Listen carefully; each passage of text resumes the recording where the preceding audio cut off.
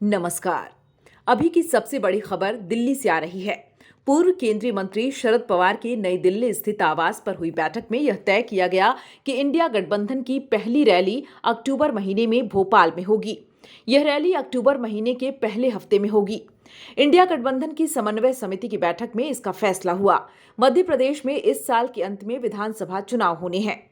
बैठक में शरद पवार के अलावा कांग्रेस के केसी वेणुगोपाल, द्रमुक के टीआर बालू, राष्ट्रीय जनता दल के तेजस्वी यादव, जनता दल के संजय झा, आम आदमी पार्टी के राघव चड्ढा, शिवसेना के संजय राउत, नेशनल कॉन्फ्रेंस के Omar Abdullah, peoples democratic party की महबूबा मुफ्ती और कुछ अन्य नेता शामिल हुए थे।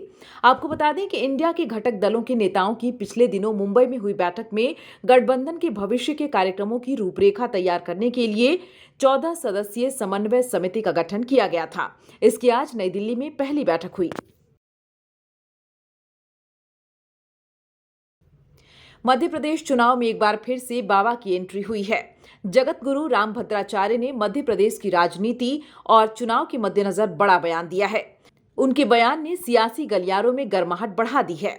उन्होंने कहा है कि मध्य प्रदेश में चुनाव शिवराज सिंह चौहान और कमलनाथ नहीं लड़ रहे हैं। मध्य प्रदेश में सनातन धर्म और अधर्म के बीच चुनाव हो रहा है। उनके इस बयान के बाद मध्य प्रदेश में सियासी हलचलें बढ़ गई हैं। मध्य प्रदेश चुनाव की तारीखों का ऐलान अभी नहीं हुआ है। डेट की घोषणा से पहले ही भाजपा और कांग्रेस पार्टी उम्मीदवारों के चयन में जोर लगा रही हैं। भाजपा की एक सूची जारी हो चुकी है और दूसरी जल्द आने वाली है। इसी तरह कांग्रेस भी अपने उम्मीदवारों की सूची पर मुहर लगाने जा रही है। संभावना है कि नवंबर में विधानसभा चुनाव हो सकते हैं। यह चुनाव भाजपा और कांग्रेस के लिए खासी अहमियत वाले होंगे। इस बात से दोनों राजनीतिक दल वाकिफ हैं। यही कारण है कि दोनों पार्टियां फूंक फूंक कर कदम बढ़ा रही हैं। दोनों दल सबसे ज्यादा जोर उम्मीदवारों के चयन पर दे रही हैं।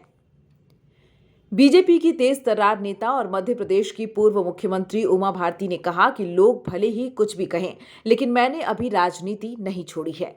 अगला चुनाव मुझे लड़ना है। केंद्रीय मंत्री रह चुकी भारती ने यह बात सोमवार को बुंदेलखंड क्षेत्र के सागर जिले में आयोजित एक जनसभा को संबोधित करते हुए कही। उन्होंने कहा कि चुनाव लड़ने में मेरी कोई बाधा नहीं आएगी। बताते चलें कि उमा भारती इन दिनों बीजेपी से नाराज चल रही हैं। इधर राजस्थान में भी बीजेपी में सब कुछ ठीक नहीं चल रहा है। बीजेपी ने अपने वरिष्ठ नेता और पूर्व मुख्यमंत्री वसुंधरा राजे के सबसे करीबी नेताओं में माने जाने वाले कैलाश मेघवाल को पार्टी से निलंबित कर दिया है। इसकी जानकारी खुद कैलाश मेघवाल ने दी है। पार्टी से निलंबित किए जाने के बाद कैलाश मेघवाल जयपुर में मीडिया से रूबरू हुए। उन्होंने कहा कि भ्रष्ट केंद्रीय मंत्री के कारनामे उजागर करने पर उन्हें पार्टी से निकाल दिया गया, लेकिन चुनाव लड़ेंगे और बीजेपी के प्रत्याशी को हजारों वोटों से हराएंगे भी। उत्तर प्रदेश के सीएम योगी आदित्यनाथ की भी एमपी चुनाव में एंट्री हो चुकी है। वे उज्जैन और इंदौर के दौरे पर मध्य प्रदेश पहुंचे। इसके बाद सीएम योगी उज्जैन पहुंचकर बाबा महाकाल की दर्शन पूजा की और बाबा का आशीर्वाद लिया। इंदौर में देवी अहिल्याबाई होलकर की प्रतिमा पर माल्यार्पण भी वे करेंगे और श्रीनाथ मंदिर में ध्वज स्तंभ के लोकार्पण कार्यक्रम में भी शामिल होंगे। सीएम योगी छत्रपति शिवाजी महाराज के राज्याभिषेक की 350वीं वर्षगांठ पर आयोजित कार्यक्रम में भी जाएंगे। मध्य प्रदेश में विधानसभा चुनाव के मौसम में डर्टी पॉलिटिक्स शुरू हो गई है। बयानों के बाण के बाद अब पोस्टर वॉर शुरू हो गया है। इसकी शुरुआत कमलनाथ पर हमले से हुई। अज्ञात लोगों ने भोपाल की सड़कों और चौराहों पर जगह जगह पूर्व सीएम और पीसीसी चीफ कमलनाथ के पोस्टर लगा दिए। इसमें कमलनाथ को शाहरुख खान की फिल्म जवान के किरदार के तौर पर दिखाया गया है।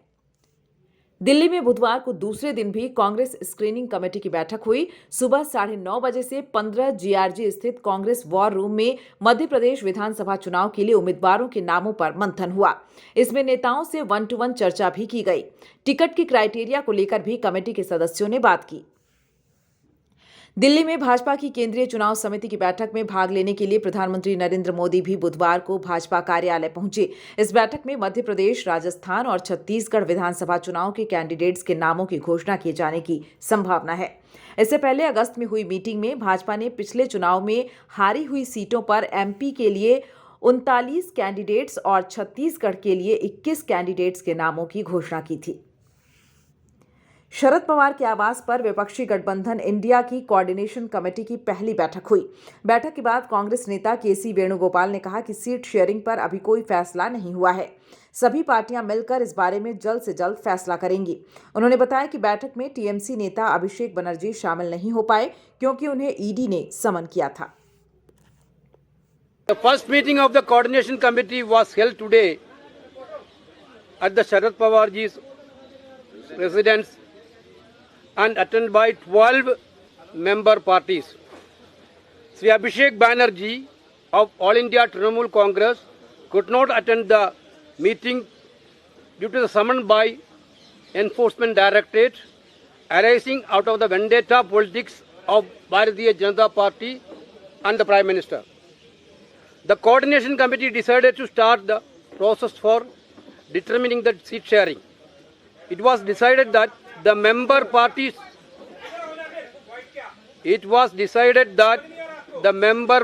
will hold the talks and decide at the earliest.